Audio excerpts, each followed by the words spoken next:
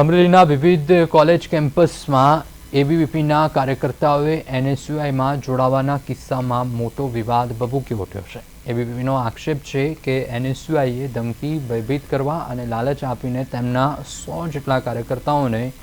Phone કરીને બોલાવી જોડી લીધા, પરંતુ તમામ કાર્યકર્તાઓ એબીવીપીમાં જ મજબૂત છે અને કાર્યાલય પર પહોંચી ગયા।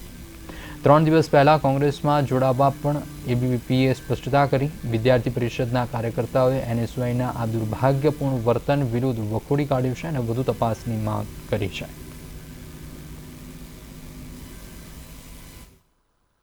જે પ્રેસ કોન્ફરન્સ કરવાનું કારણ છે કે જે 14 તારીખે જે ઘટના બની છે કે જે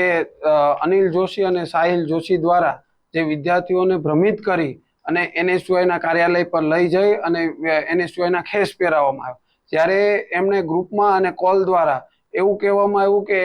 વિદ્યાર્થી પરિષદનો કાર્યક્રમ છે તો આપ સૌ લોકો ત્યાં જવાનું છે, એ રીતના મેસેજથી ત્યાં લઈ જવામાં આવ્યા અને ત્યાં ખેસ પહેરાવી અને જ્યારે વિદ્યાર્થીઓએ ત્યાં એનએસયુઆઈ હાય રે હાયના નારા બોલ્યા ત્યારે એ આખા પ્રેસ મીડિયામાં આપવામાં નથી આવ્યું અને સાથે જ એ લોકોએ